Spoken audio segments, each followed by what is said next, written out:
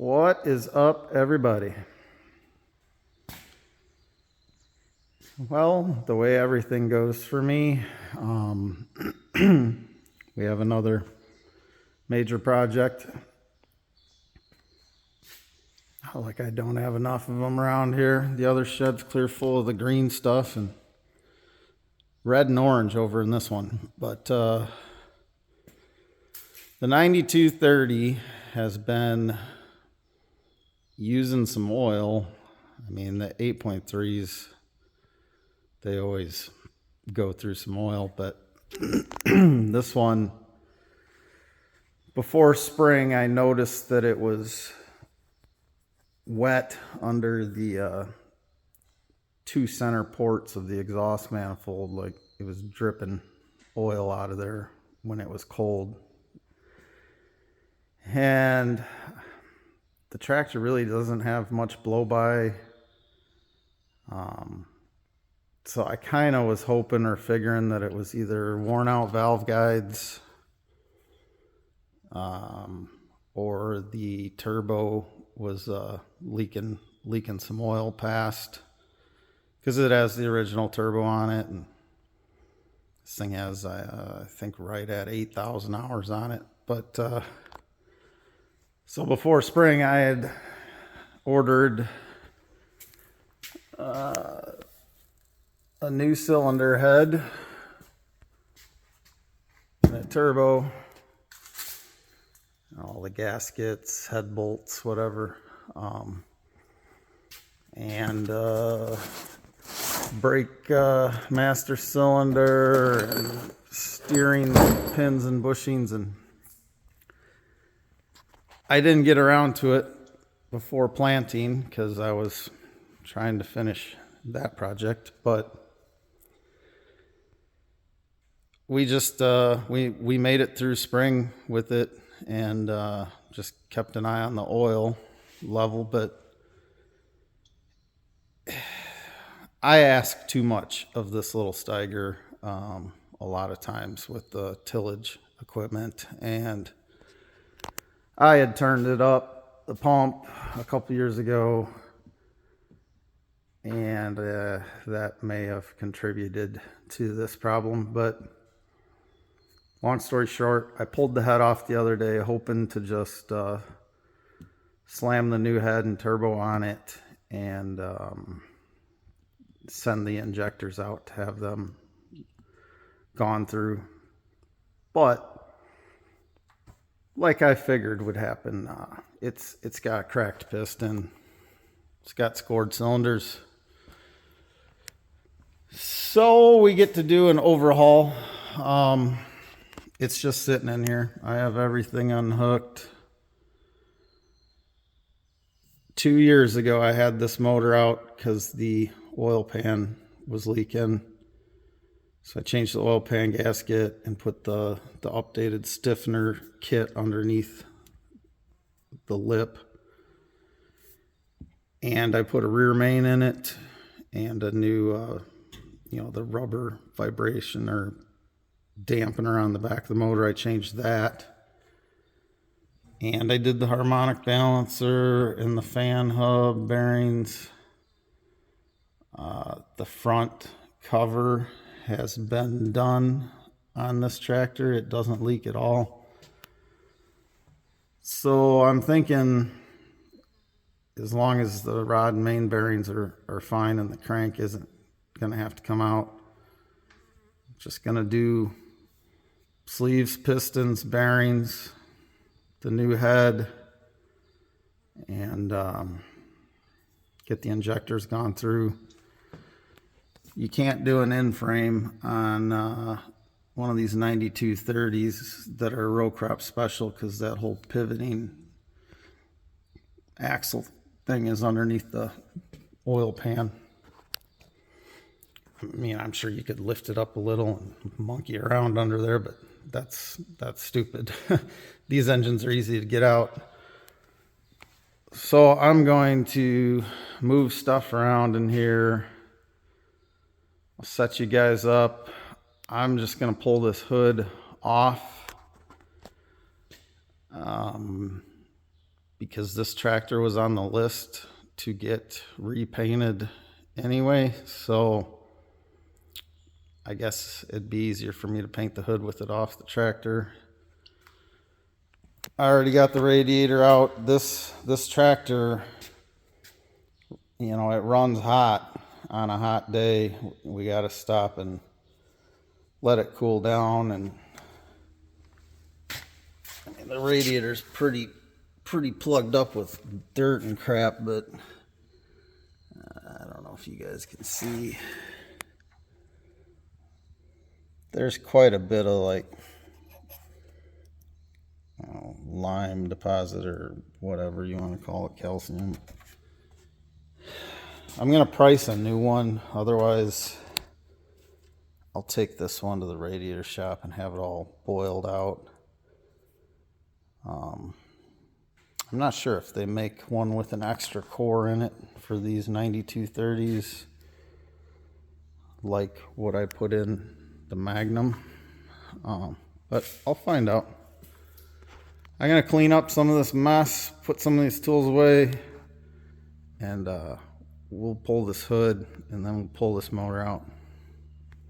So here's the head. I'm pretty certain that it does have worn out valve guides.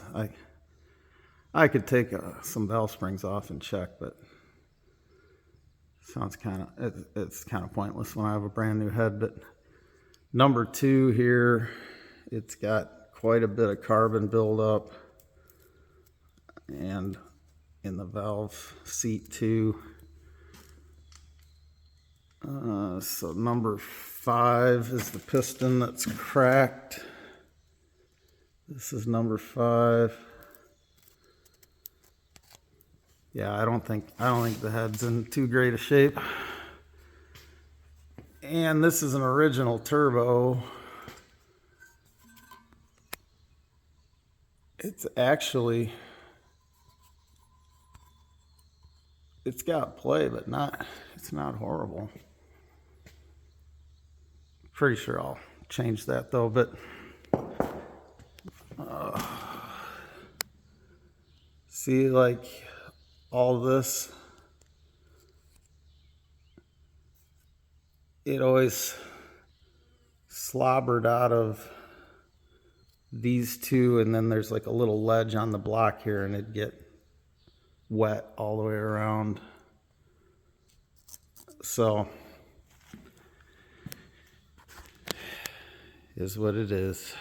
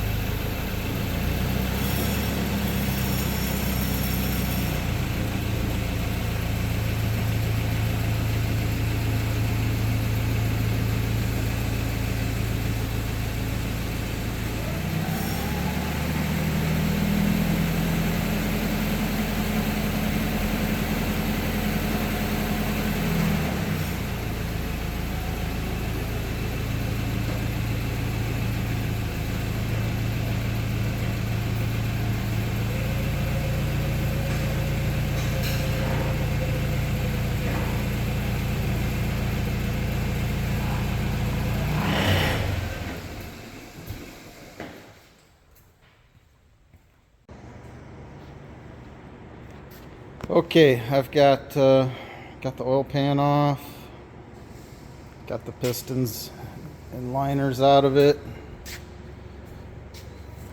You want to see what the problem is?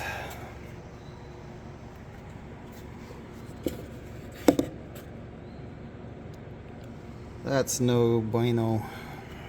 Number 5's cracked. I mean, there's a ton of like carbon buildup on the rings. You can tell it's been hot.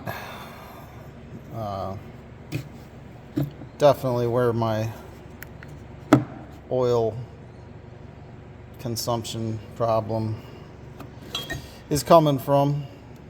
I'm assuming the valve guides and stuff are worn out too, but it's going to be just a pretty basic engine overhaul. The crank looks good. Well, I haven't looked at the main journals, but all the rod journals look fine. Yeah, there's some wear on the top, the rod side of the rod bearings, which it's normal for that side to have the wear because, you know, it takes the jolt of every you know, combustion cycle. But on the rod cap side, there's very little wear on them. But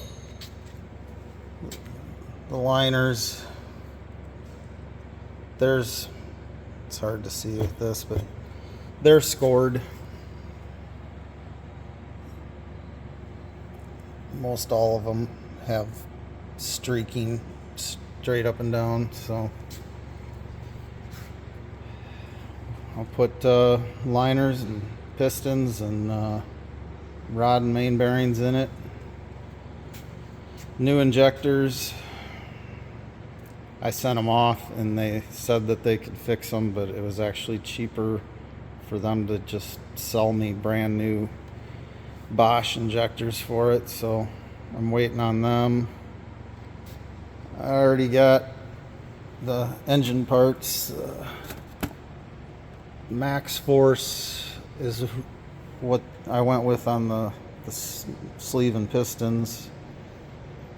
I think my dealer got them from high capacity. Case wanted something stupid like $600 each for the liner and piston kit. Screw that. But, all new rod bolts and nuts. Got all standard bearings. All Plastigauge. Plastigauge to make sure it's all in spec, but I don't have any doubts that standard bearings aren't going to work. So, and I've already got all new